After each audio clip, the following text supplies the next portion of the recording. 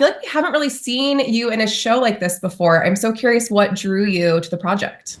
Well, it was just one of those things where, got the script and then spoke to Liz Feldman and hearing kind of like, very depressed, out of work soap opera star, and just hearing that one sentence, it made me laugh. And I just thought that sounds very kind of fun and interesting to do.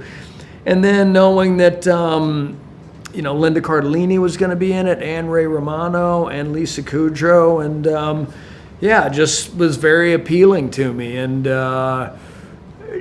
just like you were saying, it's not really something I felt like I'd done before. And I love movies, and that's kind of where I feel like my focus is. So to get the chance, the few times I've done a show, I have had fun, like being around a certain group of actors. Like I did the show Stargirl for 3 seasons, and I loved the crew and I loved the cast. And then I also did this a show with Enlightened with Mike White, and that was really fun and interesting. And then I did a show with Cameron Crowe, who I'd been friends with for a long time. So I've been lucky. I mean, not all the shows have been total successes, but I've always had good experiences on them, and including No Good Deed, where I found it very fulfilling. Under the surface of like all the plot twists and comedy, which there's plenty of, there are some like really poignant moments about grief. And I'm just curious, like, how do you strike the right balance with No Good Deed, and then also, of course, your Netflix series, Dead to Me? Well, I try to write life like I experience it.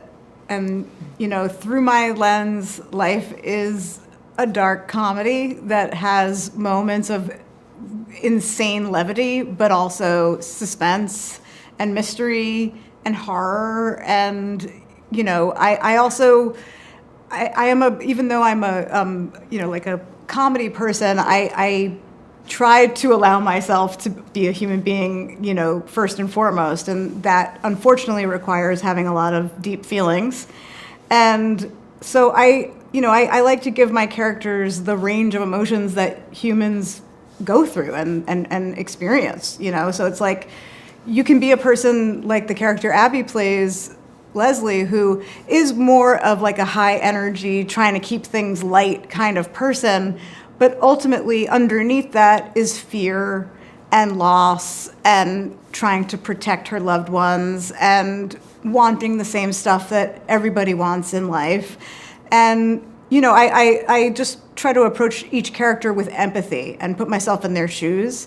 And, that's sort of how I approach the tone of the whole show, because on any given day, you can be laughing hysterically, with your wife or your sister or your friend, and then get absolutely terrible news.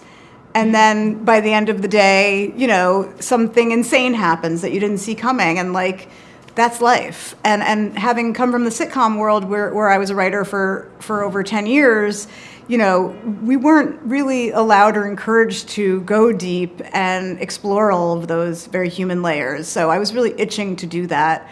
And it's a satisfying way to tell stories, and hopefully it's a satisfying way to receive them. This is an insanely talented cast. Like, what was it like working with this ensemble on set? You are right. I got to watch some powerhouses up in here, sitting next to one. We had a real OT right here. We had a really good time. Yeah. I feel like as soon as you've finished the show, so you see there's a lot of, we're all sort of in our own bubble, each family. So most of my time was spent with OT and Anna Maria, who is also amazing and hilarious.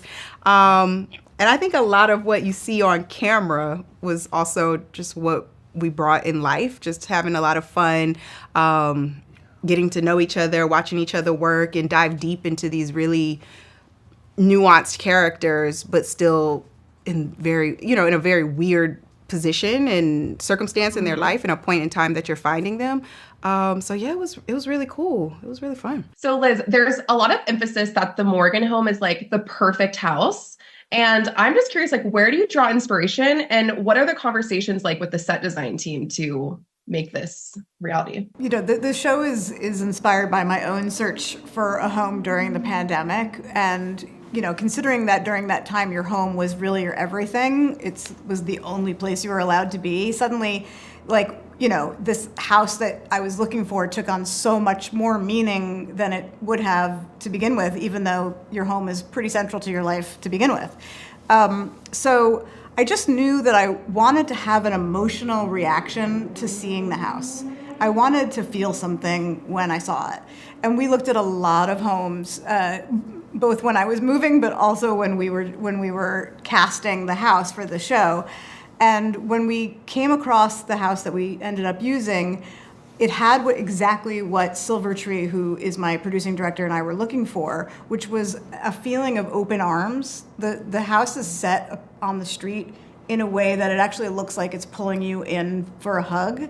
And I just thought that was like a great metaphor for what I wanted people to see when they looked at this house, what I wanted them to sort of project onto the house, even though obviously inside the house, it's only going to be what they bring to it. It's a little bit wherever you go, there you are. But our production designer, Nina Ruscio, is absolutely brilliant and built that entire house on our stage. So every room you see is a set. It has nothing to do with the actual house that is behind the facade that we used. She completely invented this house, and it's incredible. It was jarring the first time I walked in. I mean, I've never worked on a set like that. I was like, it was, each floor was a whole separate area, and it was absolutely stunning. Yeah, and really felt was. like, because we'd done a bunch of table reads before we actually started going and being in production, and I was just like, this is it. Like, it really translated from the page too. Yeah, she did an incredible job.